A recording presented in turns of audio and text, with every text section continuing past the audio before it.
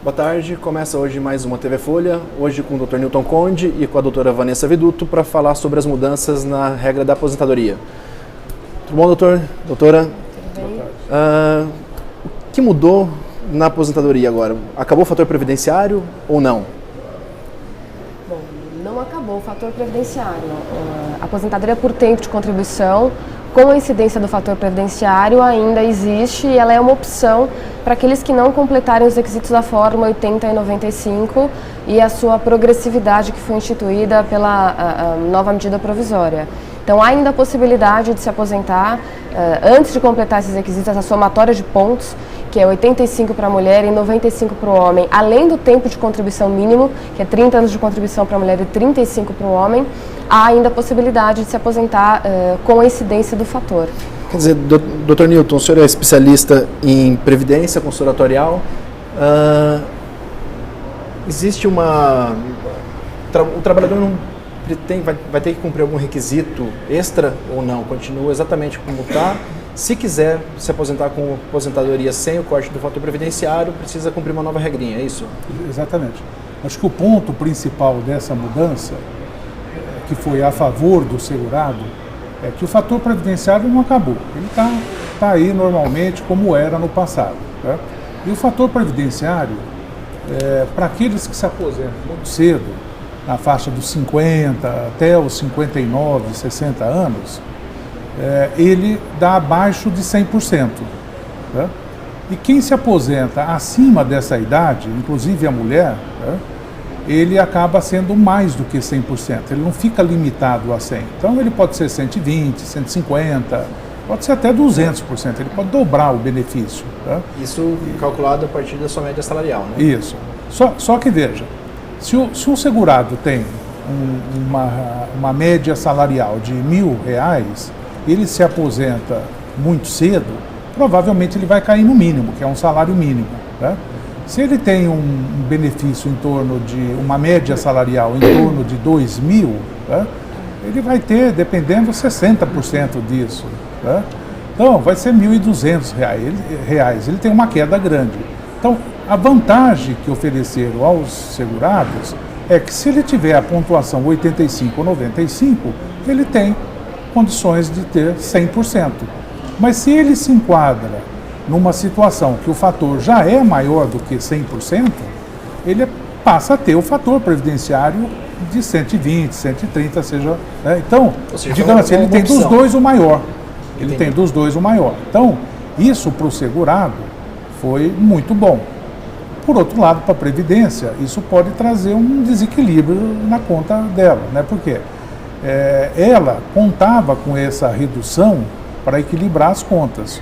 Como agora ela vai ter 100% ou mais, né? Quer dizer, provavelmente ela vai ter um gasto maior, pelo menos é o que se espera inicialmente. Né? Depois iremos comentar as possibilidades que existem. Mas, então, inicialmente, ele não tem que cumprir nada diferente daquilo que ele vinha fazendo. Só que se ele tiver a pontuação, o segurado, seja sexo feminino ou masculino, ele acaba tendo um benefício integral, integral que eu digo a média. A média, né? A média integral. A integral, se deixar bem claro, não é o teto do INSS. Não é o teto. É a média, a sua média salarial, certo? Paulo, acho que é importante comentar que a Previdência, hoje, quem sempre contribuiu de julho de 94 até agora, se não me engano, são 250, 251 salários de contribuição. Considerando que o trabalhador contribuiu durante todo esse período. Todo esse período. Certo. Né?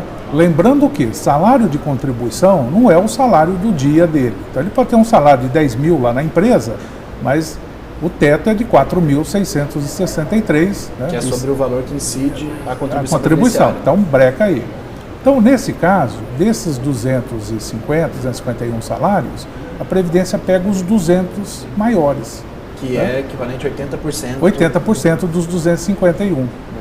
Então, na prática, o cálculo mesmo seria a média desses 200 maiores. Só para deixar bem claro, então, a aposentadoria é calculada a partir da média salarial do segurado.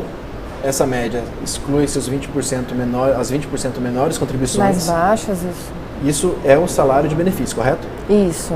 E o que acontece com o fator previdência, no caso da aposentadoria por tempo de contribuição, é que sobre esse valor é multiplicado o fator previdenciário. Fator, perfeito.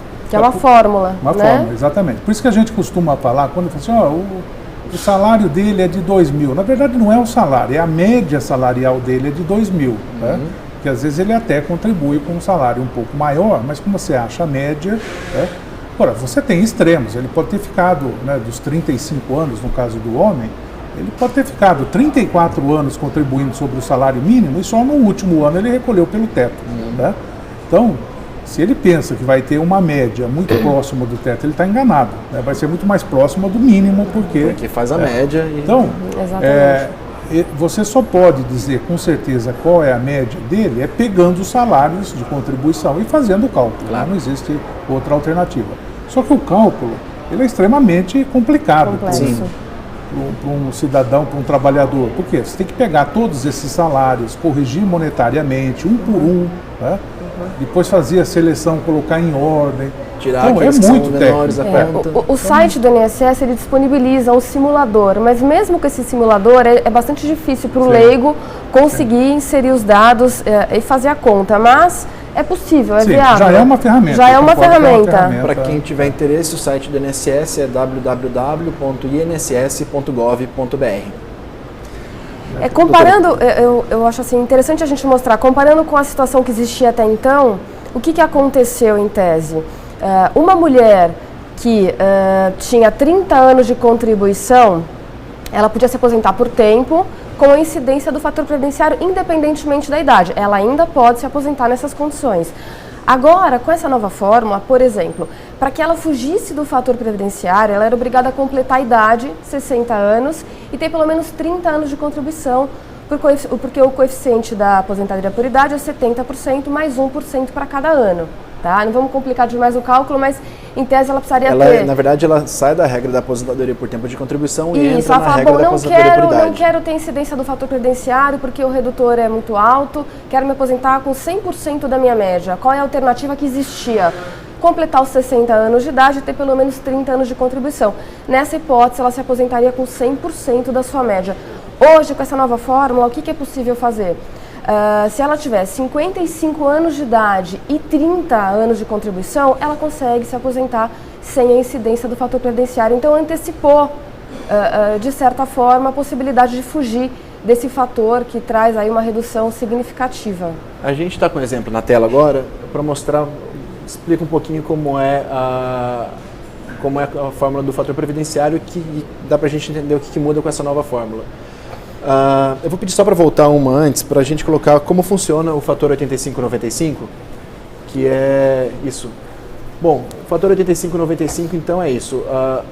Para conseguir a aposentadoria sem o corte do fator previdenciário, a trabalhadora precisa, somando a sua idade com o seu tempo de contribuição, dá 85 pontos.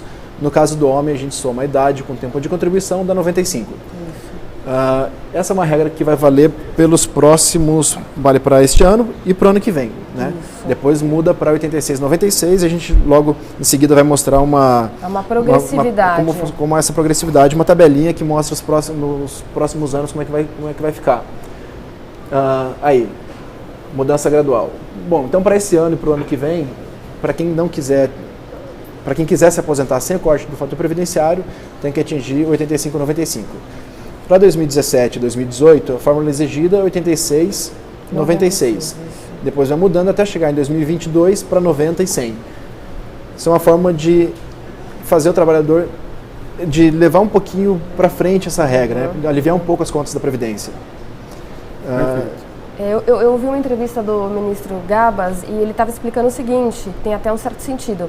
Ele estava explicando que a expectativa de vida do brasileiro lá não é estanque, né? Ela é móvel e a cada ano que passa, essa expectativa de vida aumenta. Então, a gente tem que ter uma fórmula que represente essa evolução, porque o brasileiro a cada ano que passa está vivendo mais.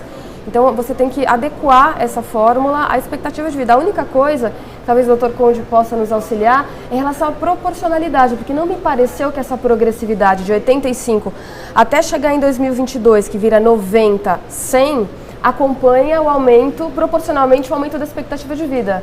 Né, doutor? Eu acredito que não há essa correspondência.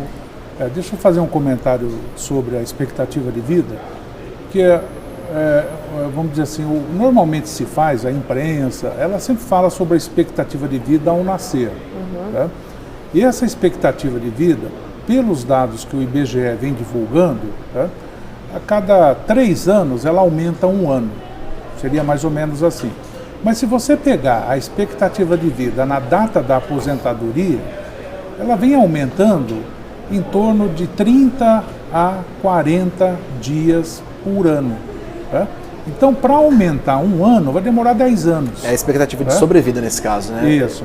Então, por exemplo, se você pega um segurado que hoje tem 60 anos, então, digamos que, por hipótese, que a expectativa dele de vida seja chegar até os 80. Tá? Para que você pegue um segurado de 60 e ele chegue até os 81, né, aumentou 1 ano na expectativa, você vai esperar 10 anos para isso. Se continuar no ritmo que o IBGE vem divulgando. Tá? Claro. Então, na prática, a ideia mesmo seria adotar os 90, 100, e não os 85, 95. Tá?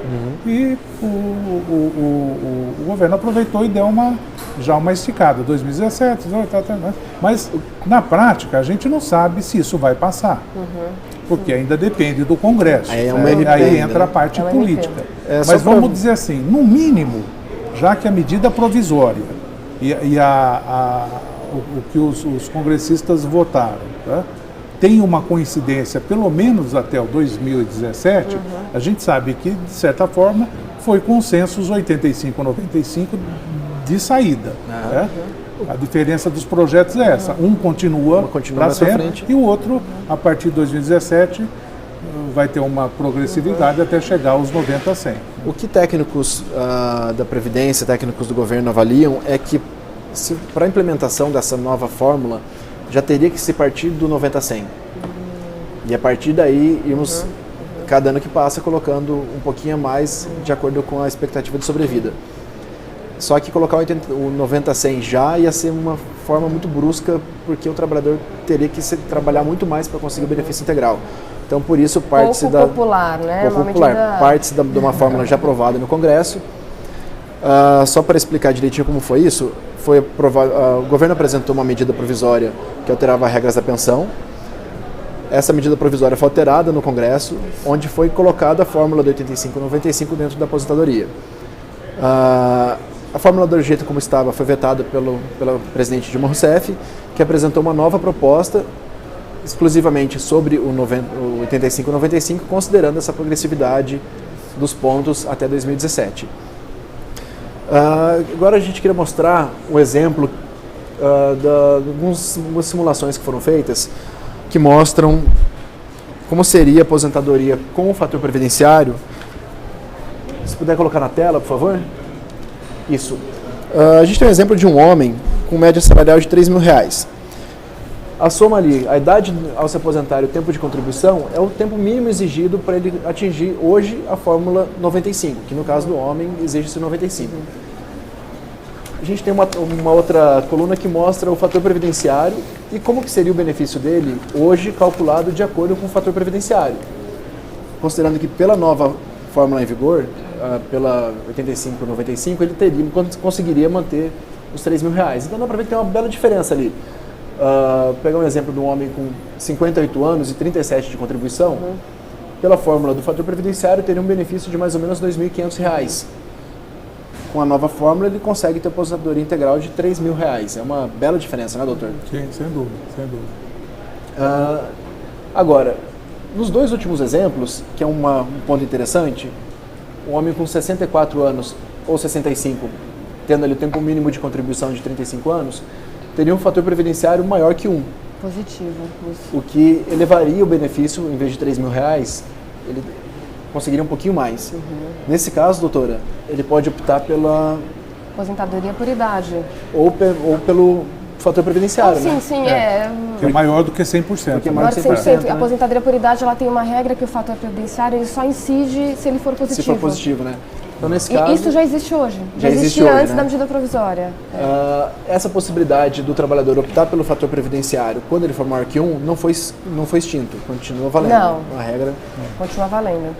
A gente tem outro exemplo da mulher, também com média salarial de R$3.000, e aí como o exemplo da aposentadoria por idade, que a gente estava falando, é o caso do último exemplo ali, né? 60 anos, 30 de contribuição.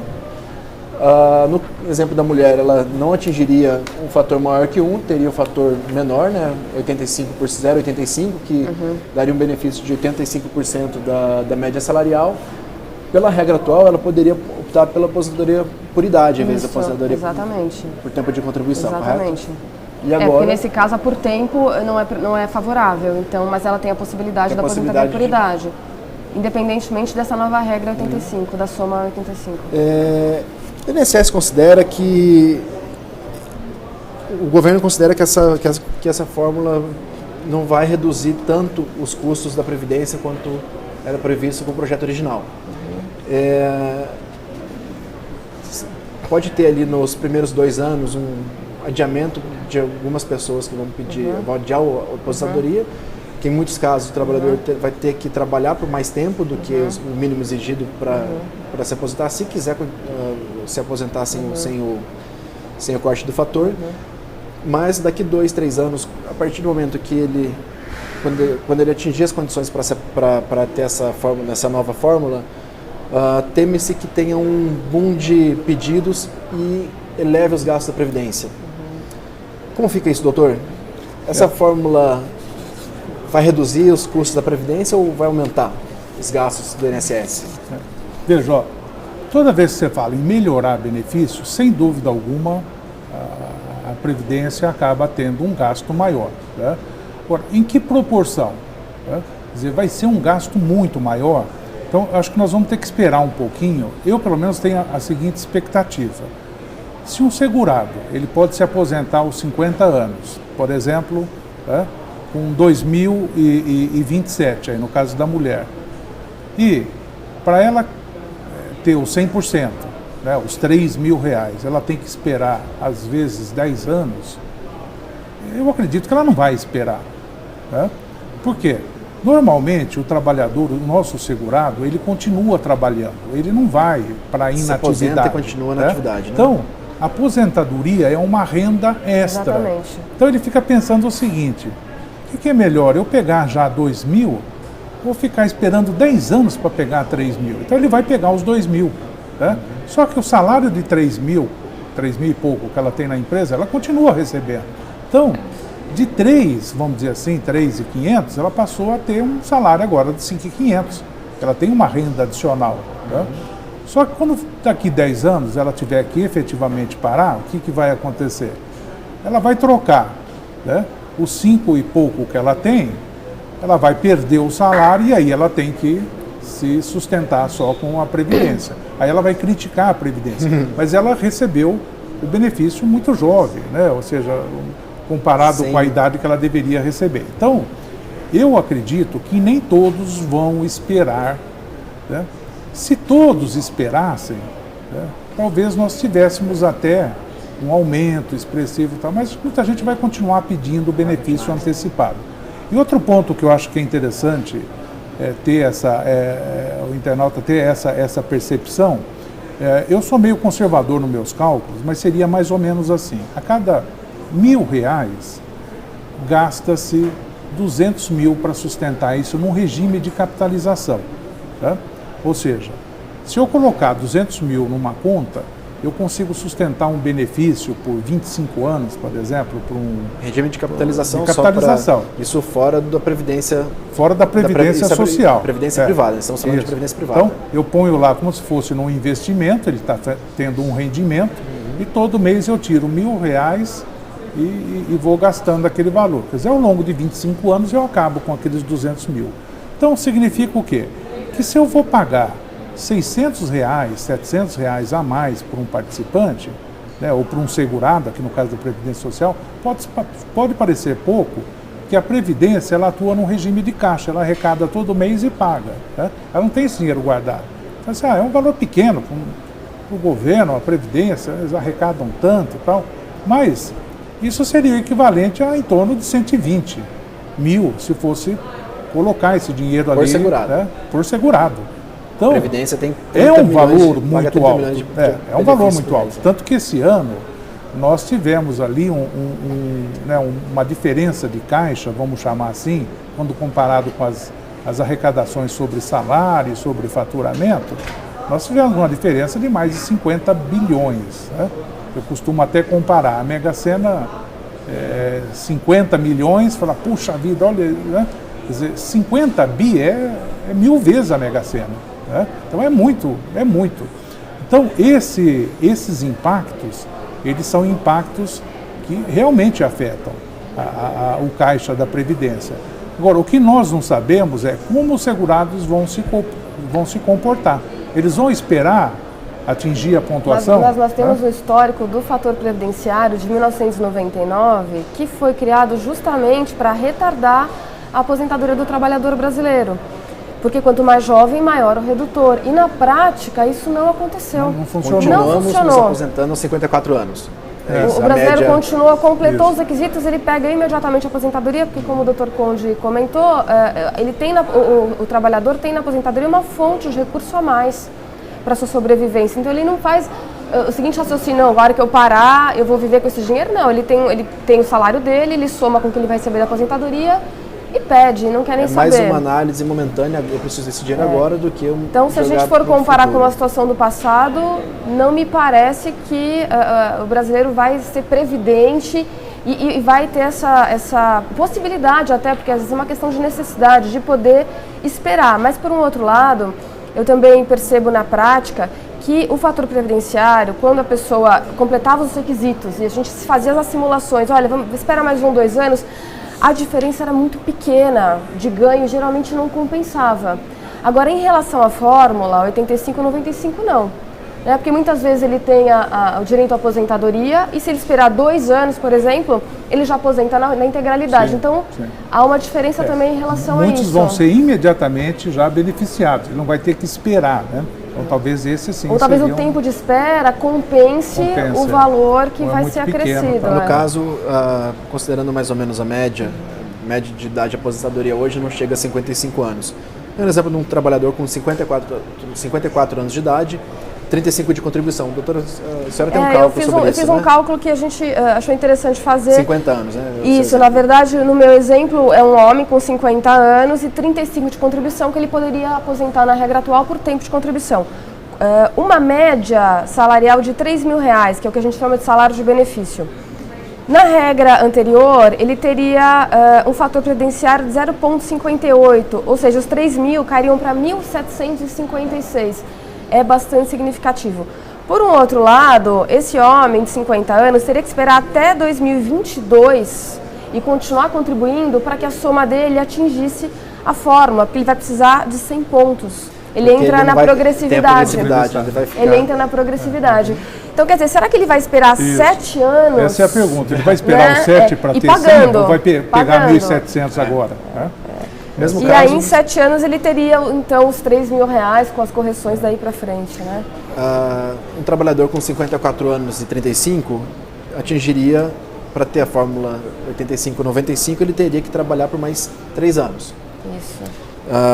Só que daqui 3 anos, a fórmula já é 86-96. Exatamente. Então, teria que trabalhar até 2019 para se enquadrar no 87-97. Exatamente. Fica bem mais complicado. Então, nesse período de transição de 2015 até 2022, o trabalhador, na hora de se aposentar, precisa verificar direitinho o tempo de contribuição exigido para atingir a fórmula no ano que ele planeja se aposentar lá na frente. Né? Porque não vai ser mais 85-95, pode mudar para 86, 97, 98, até chegar a 100. Para não correr o risco de ficar correndo atrás e não conseguir alcançar. Né? Ou só alcançar lá na frente a partir de 2022. E também tem que alcançar numa idade que vá usufruir do benefício né, por um tempo que compense, né? Agora, tem que fazer conta. Tem que fazer conta. Quem que vai ser quem vocês acham que quem mais vai adiar o pedido de benefício? É o trabalhador de uma classe mais baixa ou um trabalhador que tem uma renda maior? Uma renda maior, né? Provavelmente. É porque esse, maior pelo menos, beneficiado vai ser o... eu acho que ele tem até uma consciência previdenciária diferente do trabalhador. E o trabalhador de baixa renda, normalmente, ele é mais necessitado. Ele precisa mais, mesmo que seja um benefício pela metade, né, vai ser melhor para ele agora do que ele esperar e ter um benefício dobrado. Né? Agora, ele fica desempregado, ele se aposenta imediatamente, completou os requisitos, isso. Ele quer pegar a aposentadoria e... Lembrando que também tem diferença, né? Você tem o trabalhador, vamos dizer assim, em atividades que são mais desgastantes, tem trabalhadores que são autônomos, né? Tem empregados mensalistas, horistas, tal. Então isso também é um pouquinho diferente. Paulo, eu tenho visto, assim, por exemplo, algumas alternativas que o governo acabou desprezando, mas, por exemplo, o servidor público. Né? O servidor, ele tem um limite de idade, é 60 para o homem e 55 para a mulher. Né? Os trabalhadores, o servidor antigo não tem esse limite, mas os novos têm. Né?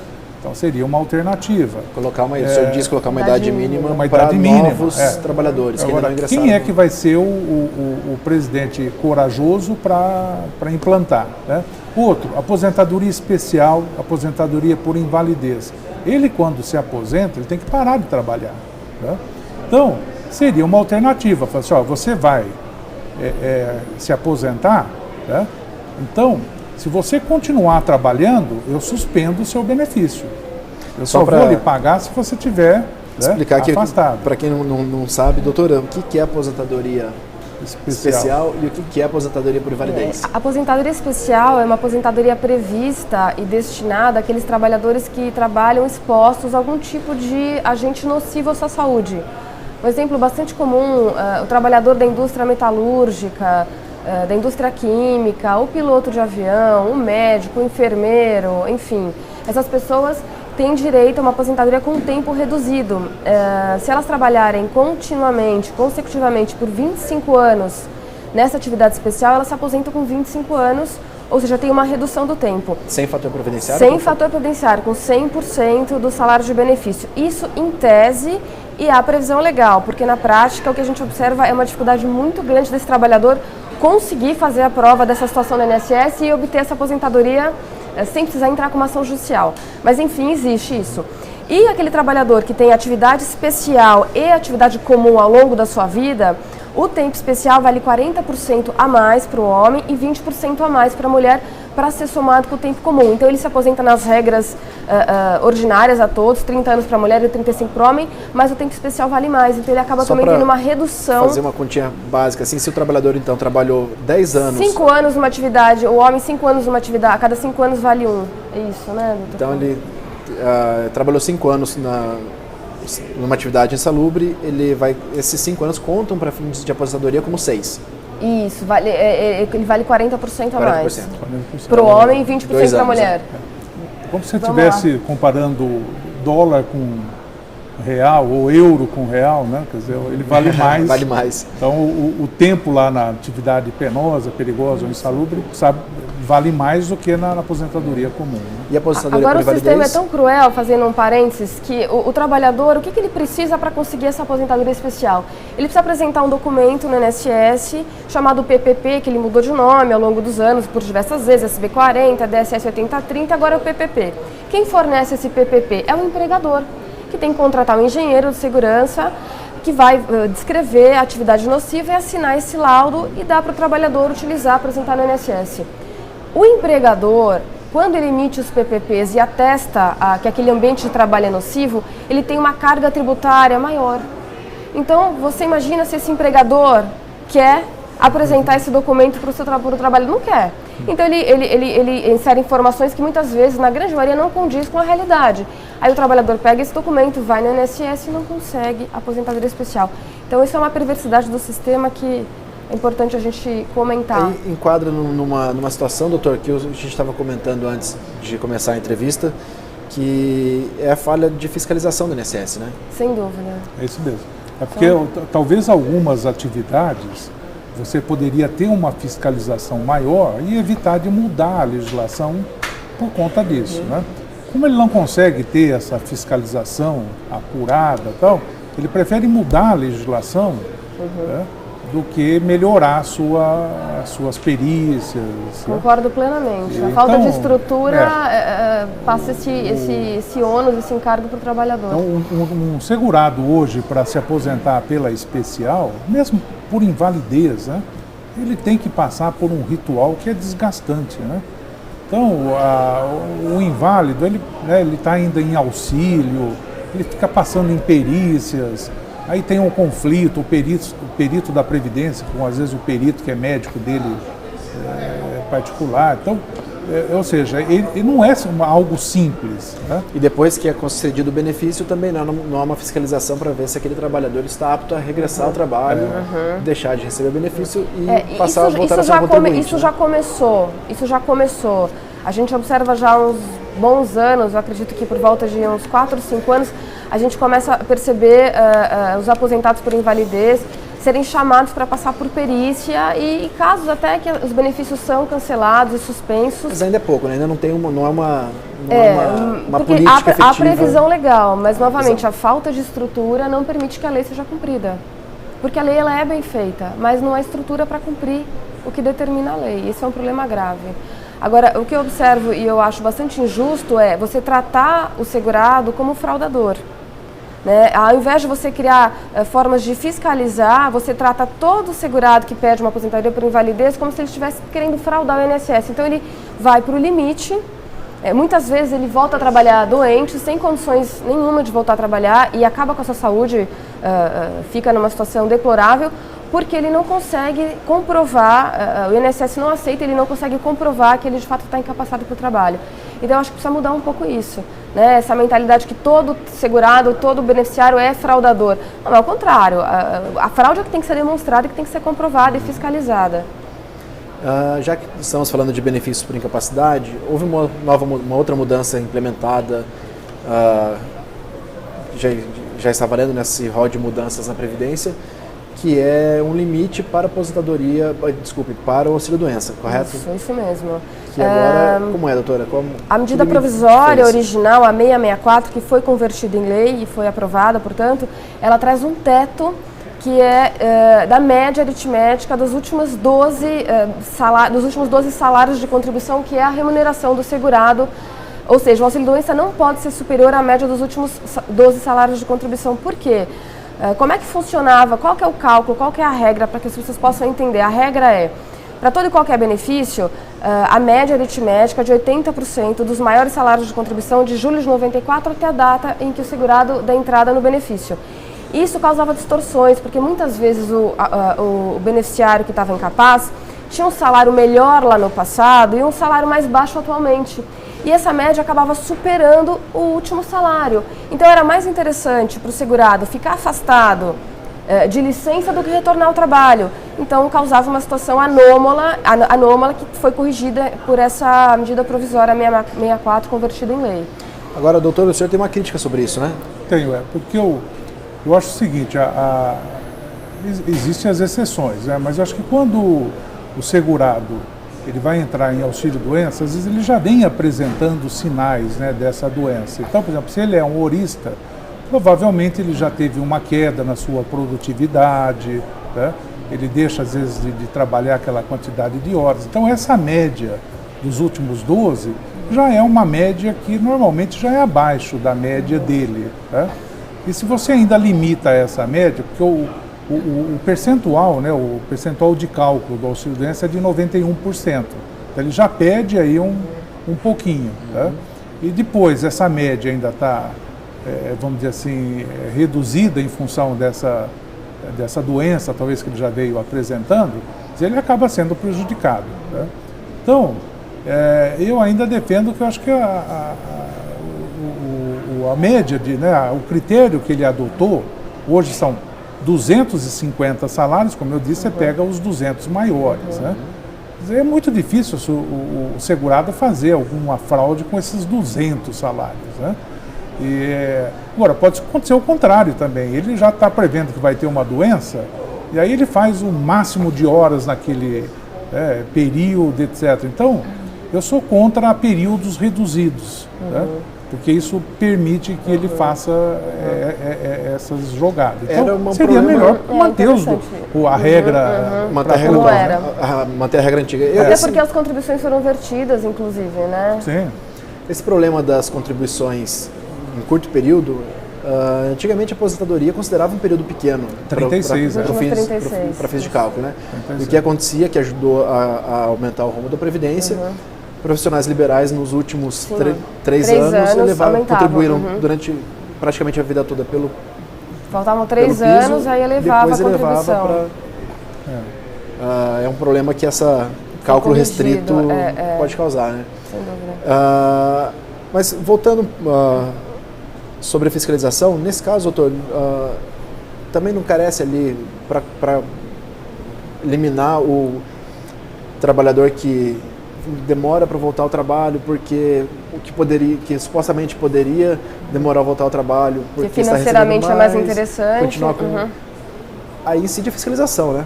Exatamente. Fiscalização. É mais uma vez a falta de fiscalização transformando a legislação, né?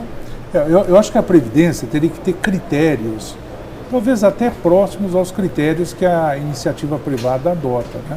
A empresa hoje tem mecanismos mais eficientes para descobrir isso, né, do que a própria Previdência. Só que eu tenho a impressão que a Previdência não confia, às vezes, na própria empresa, não confia no segurado, né?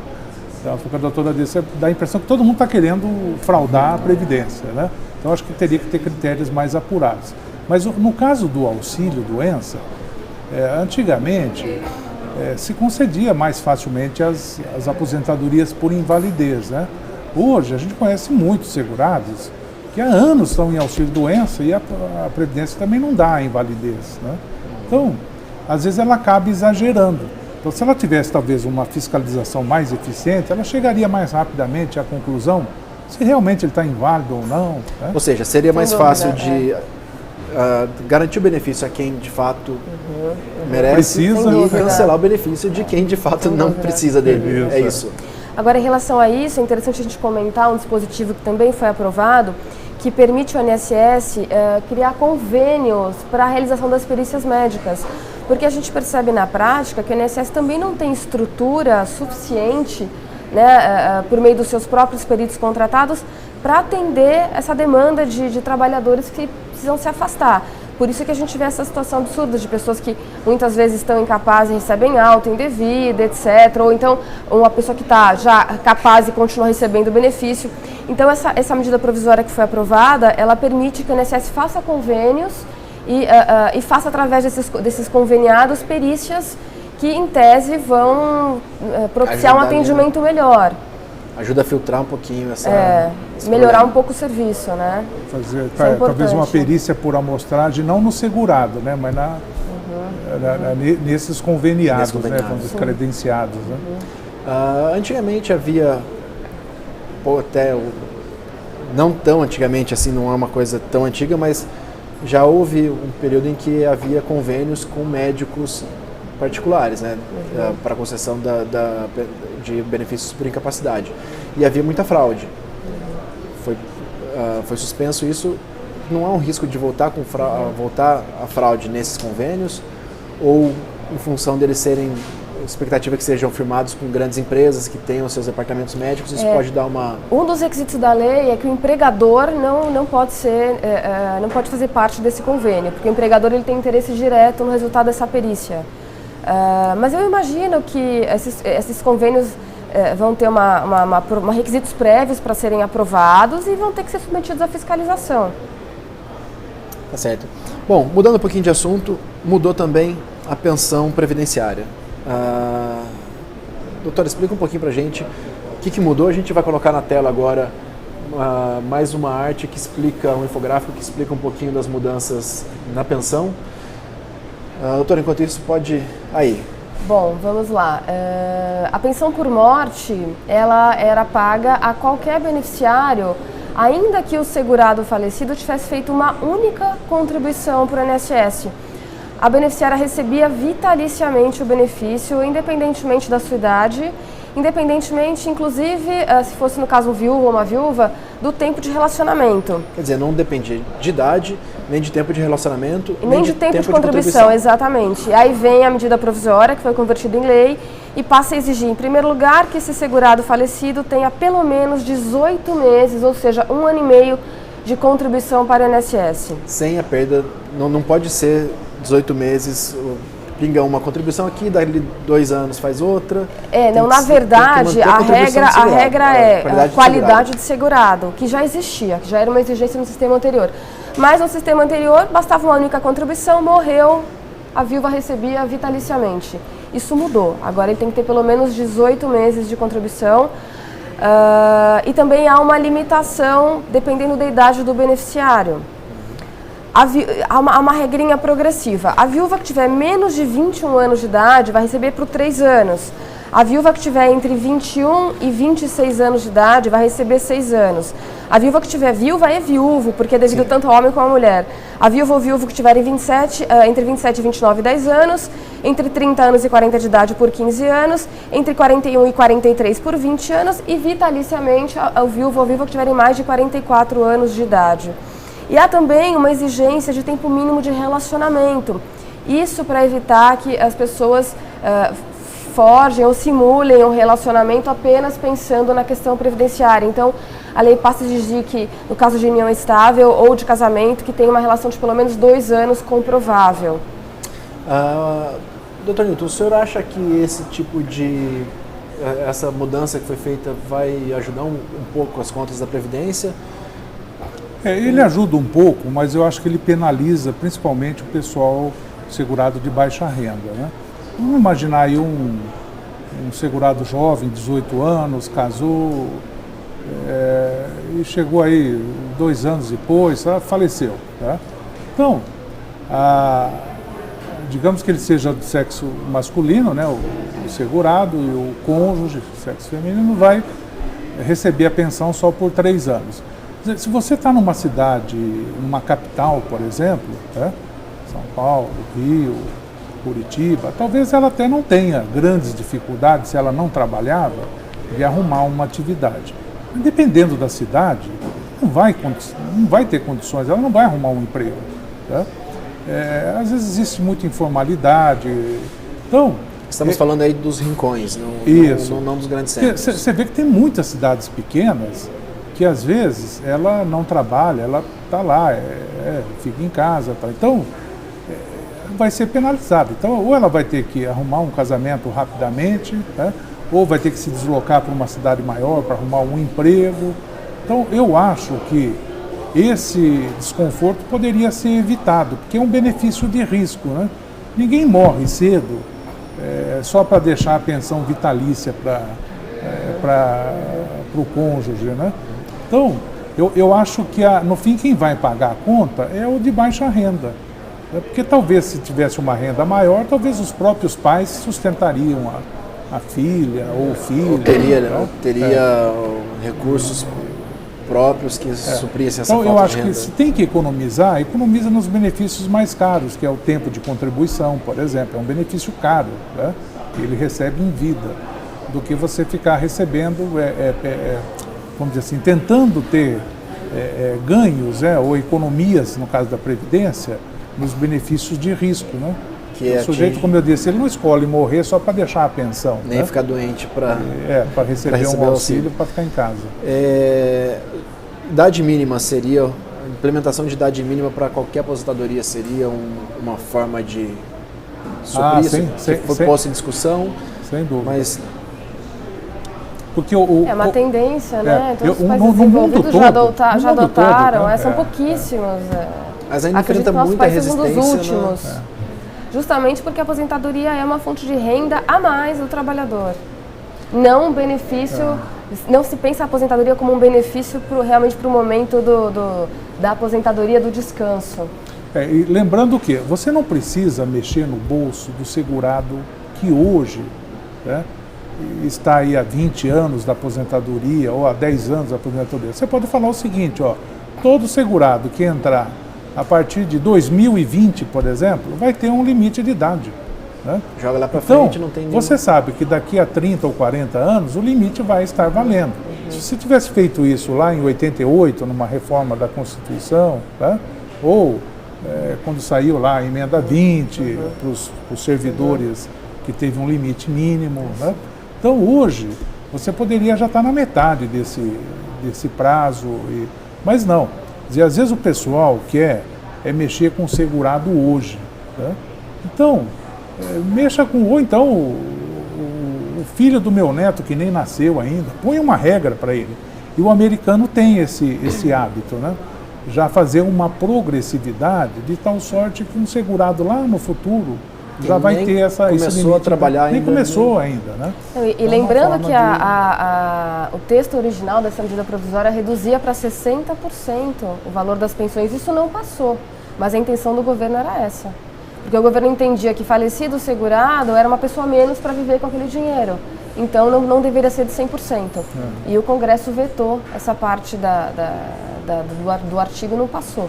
Porque senão, além dessas limitações todas que passaram, ainda teria redução, o que ia penalizar demais, mais uma vez, o trabalhador de baixa renda. Existe um outro conceito também, eu já vi trabalhos da OIT, né, sobre esses assuntos. O trabalhador, quando ele se aposenta, ele deixa de ter alguns gastos, né? Dependendo da idade, ele tem até gastos com saúde, etc. Mas você não precisaria dar 100% da remuneração dele, você poderia dar um pouco menos. Mas no Brasil existe uma ferramenta que o governo não utiliza, que é a Previdência Complementar, né? Então você até poderia falar assim, não, mesmo pessoal de baixa renda, nós vamos limitar a 70%. E esses 30% ele tem que buscar na Previdência Complementar da empresa, por exemplo, né? Deixar um produto incentivado e tal. Então, você poderia aliviar um pouco os gastos dando uma alternativa. É o que foi criado para o servidor público, Sim, né? O servidor público vai ter que contribuir com uma previdência complementar para poder receber acima do teto do INSS. E aí o benefício dele fica limitado ao teto, né? Que hoje é de 4.663. Limite de idade, se fosse considerado, seria a partir de que idade seria viável para as contas públicas? Eu colocaria, por exemplo, para começar, o limite do servidor público, que é 60 para homem e 55 para mulher. Aliás, eu acho que o limite deveria ser unificado, né? Em alguns países já unificam, ou seja, 60 para os dois sexos, né? Mas ainda existe a mulher, se você falar que ela vai se aposentar mais tarde, ela vê isso como uma perda está perdendo o direito, né? Então, mas eu acho que... A mulher tem tripla jornada, né, isso, doutor? Não podemos esquecer. Eu concordo que com o tempo isso vai, né, quer dizer, talvez até, pelo menos nas cidades maiores, acaba se igualando, né? Porque ela também trabalha, ela tem uma, né? Mas a tendência seria o quê? Você talvez adotar os limites internacionalmente adotados, né? Por exemplo, hoje no Brasil, o idoso é a partir dos 60. O idoso lá fora é a partir dos 65. Então, até o idoso nosso é mais jovem, né? E por que não adotar os 65 que lá fora foi adotado? Por que o idoso aqui tem que ser aos 60, né? E sabe um problema que eu acho muito grave, doutor? Não sei se o senhor concorda, mas a gente tem uma diferença muito grande no nosso país. O nosso país é muito grande, você não pode comparar o idoso de 60 anos do Sudeste, que vive numa capital em São Paulo, do idoso do interior do Nordeste. Né? Você pega uma pessoa com 60 anos que trabalhou na lavoura a vida inteira, uma pessoa que está completamente já com a saúde debilitada, com a expectativa de vida muito menor. Então, eu acho que essa diferença que existe dentro do nosso país também é um problema. Tá, doutor, mas eu até comentei isso com o Paulo, porque eu acho o seguinte, quando você coloca o limite de idade, você coloca para a aposentadoria por tempo de contribuição. Agora, se o trabalhador, o segurado, não tem capacidade para desenvolver a atividade dele... Até né? os 60? Ele é braçal, não aguenta mais fazer... Então, você poderia aposentá-lo por incapacidade, né? Vamos dizer assim, não é por invalidez, mas ele não tem mais condições de exercer aquela atividade porque ele está incapaz, E né? nem, talvez, condições Fisicamente, para mudar de emprego, para conseguir uma outra ocupação. Sim. Eu já vi também outras teorias que eu achei muito interessante, que seria você, a partir de uma certa idade, reduzir a atividade desse trabalhador pela metade ou um terço, né? Eu falo assim, a partir de hoje você trabalha, sei lá, 8 horas, né? Então você vai trabalhar 3 horas a menos, por exemplo, né? ou ele coloca em treinamentos, treinando o seu substituto. Então você tem alternativas, e como eu disse, eu acho que o que está faltando hoje no Brasil são estudos técnicos, né? Montar comissões. Tal. Então hoje se age muito politicamente e não tecnicamente. Sempre em cima do que já está em vigor hoje, não pensando no futuro. E antigamente nós participávamos, hoje talvez até alguém da Previdência ainda participa, mas era a OIT, a OIS, né? São instituições que debatem muito isso. Né? Então lá fora, você vai nos países latinos aqui, todos eles trabalham muito essas questões previdenciárias. Né? Então, os nossos estudos, hoje, quando muito, tem um pessoal do IPEA que faz algum estudo, né? Talvez da Previdência, mas muito reduzido, mas prevalece a política e não a técnica. Né?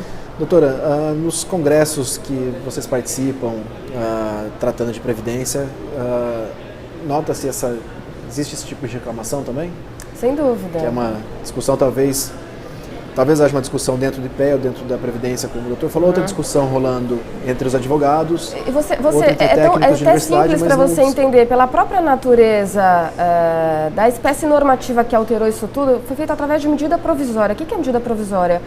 É uma canetada da Presidente da República que vem e legisla. Pela Constituição, ela só poderia expedir uma medida provisória em casos de extrema relevância e urgência.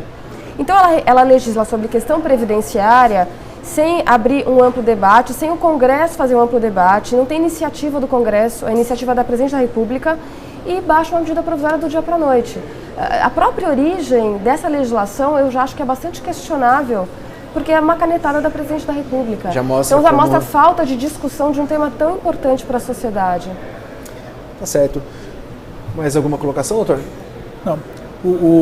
Eu tenho visto, por conta também, eu não sei se esse como eu sou atuário, né, eu não tenho essa competência para criticar a parte jurídica.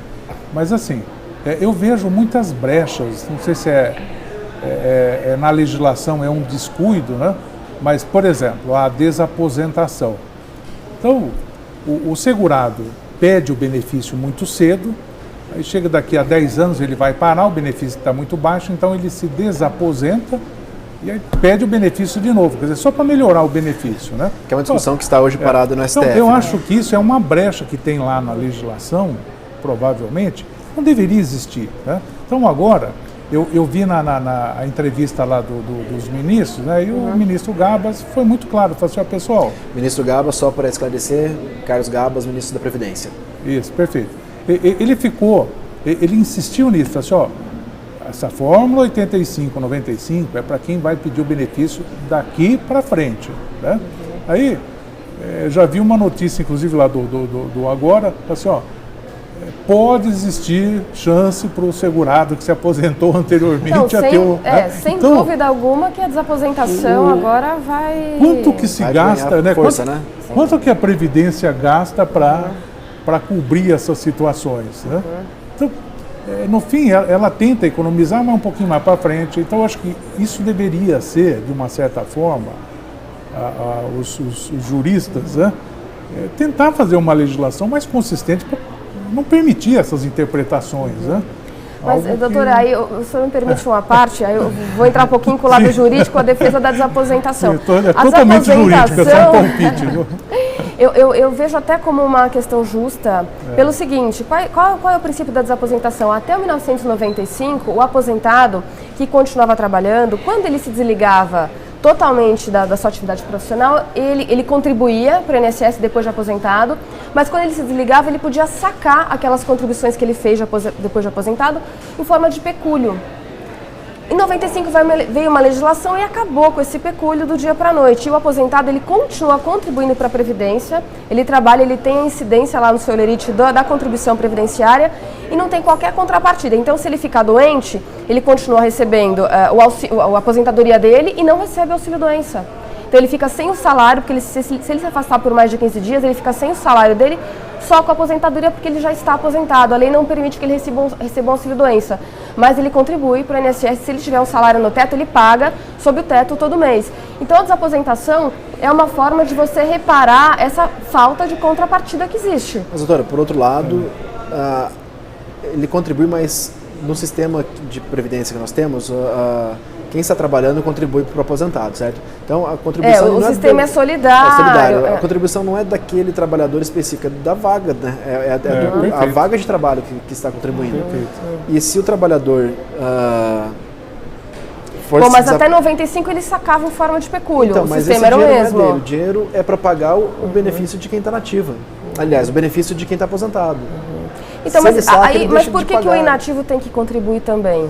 Porque a contribuição é da vaga do trabalhador. Eu estou achando que você trabalha eu posso dar um exemplo que eu acho que deixa bem clara essa situação. Eu vou montar um consórcio de automóveis. 20 pessoas. Tá? Então, o que você faz? Todo mês os 20 dão um valor lá cada um, você pega, compra um carro e sorteia. Aí um recebeu. Tá? No mês seguinte, você vai recolher dos 20 de novo para comprar o outro carro. Imagine se aquele que foi sorteado fala assim, não, eu já recebi o meu, não vou mais recolher contribuição. Né? Então, eu não teria como comprar o segundo carro. Então, ele tem que continuar comprando, por quê? Aquela contribuição que ele está fazendo não é para o carro dele, é para comprar o carro para os outros que ainda não foram sorteados. Então eu acho que seria justo ele ter direito ao auxílio-doença se ele ficasse doente, veja, porque ele está contribuindo. Aí, é uma discussão digamos que no 6º mês foi feita uma melhoria no carro. Fala, pessoal, os anteriores não tinham ar-condicionado, mas agora eles terão. Fala, então eu quero usar um carro com ar-condicionado. Né? Então é a desaposentação. Então o que ele vai fazer de tudo para ter um carro, mas se eu tiver que dar o carro de novo para ele, né, eu vou ter uma outra despesa, então eu teria que arrecadar mais. Agora veja, a questão dele ter o auxílio doença é que o segurado que não é aposentado, né, ele tem o auxílio doença. O que já é aposentado, o raciocínio da Previdência é o seguinte, ele já recebe o valor. Né? Então, para eu pagar o auxílio-doença, eu teria que suspender o benefício e dar o auxílio-doença. Mas talvez o benefício da aposentadoria talvez seja até melhor do que o auxílio-doença. A aposentadoria dele já foi custeada, ele já implementou os requisitos, não tem relação nenhuma com o fato dele estar doente. Veja, a doença é por conta dele estar de novo no trabalho, mas ele já está recebendo um benefício. Então você teria que talvez suspender. Mas ele deixa de receber o salário se ele se afastar por mais de 15 dias. Agora, é que a questão é a seguinte, normalmente ele perde uma renda. Quando os advogados analisam essa situação, analisam de uma forma, vamos dizer assim, sem olhar o plano de custeio, os conceitos atuariais, né? Então, se você for olhar o conjunto, você vai até entender. Você pode pagar o auxílio-doença? Você pode devolver a contribuição? Pode. Só que você vai onerar a Previdência. Né? E antigamente, você tinha poucas pessoas que continuavam a trabalhar. Hoje não. Eu vi outro dia o levantamento aí, tem mais de 10 milhões de segurados que saíram e voltam ao trabalho. Então, essa contribuição que você vai devolver, ela passa a ser uma contribuição importante e pode fazer falta no caixa, né, da Previdência. Então, essas questões, por isso que eu digo, isso aí acho que teria que ser debatido numa comissão, né, onde tem vários profissionais, e até para chegar à conclusão, o que isso oneraria, se é melhor parar o benefício ou seja, não. Então, inclusive achar um equilíbrio, o atuário, que é fundamental, né? Para achar um equilíbrio ali entre o contribuinte individual e a previdência coletiva, né? Precisa ter equilíbrio entre as duas pontas. Agora, numa previdência privada, concordo plenamente, porque ele contribui para ele põe na conta dele, então, né, até seria... Bom, a desaposentação, o tema que está em julgamento no STF, ainda não há decisão, também não tem prazo para quando isso vai ser debatido. Certamente, quando houver uma decisão final, provavelmente estaremos aqui conversando sobre ela de novo. Perfeito. A TV Folha fica por aqui. Muito obrigado, até a próxima.